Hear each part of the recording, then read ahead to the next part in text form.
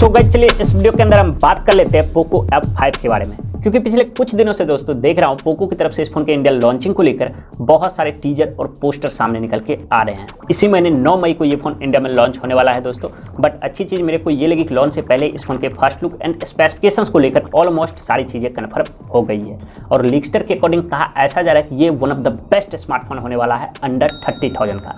तो कैसा होगा ये फोन, यहाँ पे आपको क्या कुछ चीजें देखने को मिलेगी, स्पेसिफिकेशन और फीचर्स वगैरह क्या क्या होंगे, प्राइस इसकी इंडिया में क्या रखी जा सकती है और क्या हमें इस फोन का वेट करना चाहिए या फिर नहीं, इन टोटल सारी चीजों की जानकारी इस वीडियो के अंदर मैं आपको देने वाला हूं। तो उसके लिए चैनल पे अगर आप नए हो तो अपने इस छोटे भाई को सपोर्ट करो, चैनल को सब्सक्राइब करो दोस्तों, एंड वीडियो आपको थोड़ी सी भी अच्छी लगती है तो लाइक जरूर कीजिएगा।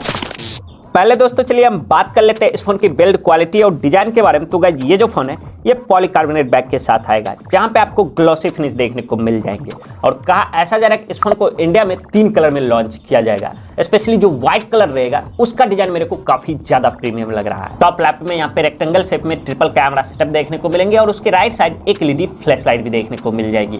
फ्रेम के बारे में बात करते हैं तो गाइस वो भी यहाँ पे प्लास्टिक के ही देखने को मिलेंगे, बट इसको फ्लैट रखा गया है, जिसकी वजह से जब भी आप फोन को हाथ में लोगे तो फोन काफी हैंडी फील होगा। कहने का मतलब ये है कि इन हैंड फील इसका काफी अच्छा रहेगा।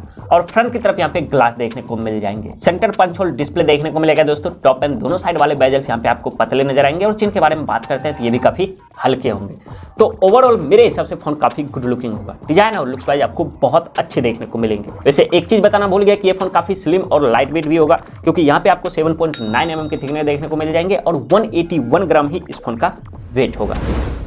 डिस्प्ले के बारे में बात करते हैं तो गाइस कहा जा रहा है इस फोन के अंदर 6.67 इंच का एक OLED डिस्प्ले देखने को मिलेगा, जो कि फुल HD प्लस रेजोल्यूशन का होगा। 12 बिट्स का ये डिस्प्ले रहेगा दोस्तों, जहां पे 68 बिलियन कलर्स के सपोर्ट देखने को मिल जाएंगे। डॉल्बी विजन का भी सपोर्ट होगा और डेफिनेटली यहाँ पे HDR10+ वगैरह के सपोर्ट देखने को मिलेंगे। मतलब जब भी आप इस फोन से वीडियो देखोगे, मूवी एंजॉय करोगे तो एक्सपीरियंस बहुत अच्छा रहेगा। बाकी दोस्तों यहाँ पे स्मूथनेस के लिए कहा जा रहा है 120 Hz के फास्ट रिफ्रेश रेट भी देखने को मिलेंगे, तो गेमिंग एक्सपीरियंस भी यहाँ से काफी स्मूथ रहेगा।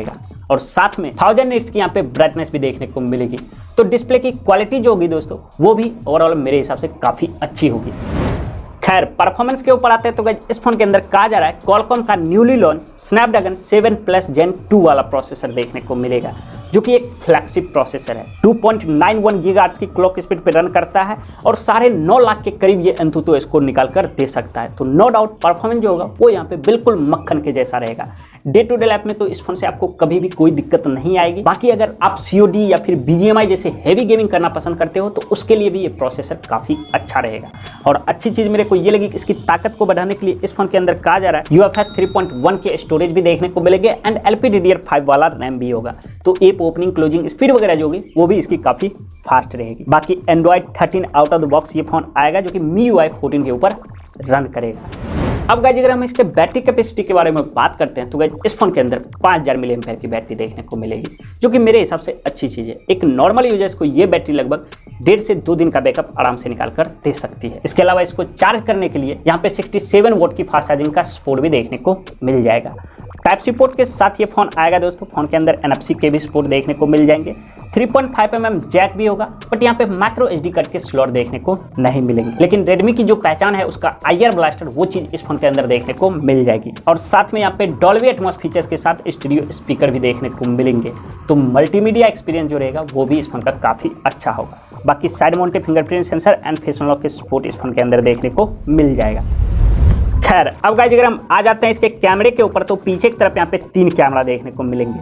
मेन कैमरा 64 मेगापिक्सल का होगा, जहाँ पे OIS का भी सपोर्ट देखने को मिलेगा और इस सेंसर से आप मैक्सिमम 30 FPS पे 4K वीडियो रिकॉर्डिंग भी निकाल पाओगे। दूसरे कैमरे के बारे में बात करते हैं तो वो यहाँ पे 8 मेगापिक्सल का होगा, जो कि एक अल्ट्रा वाइड सेंसर होगा एंड तीसरा कैमरा यहाँ पे 2 मेगापिक्सल के देखने को मिलेंगे।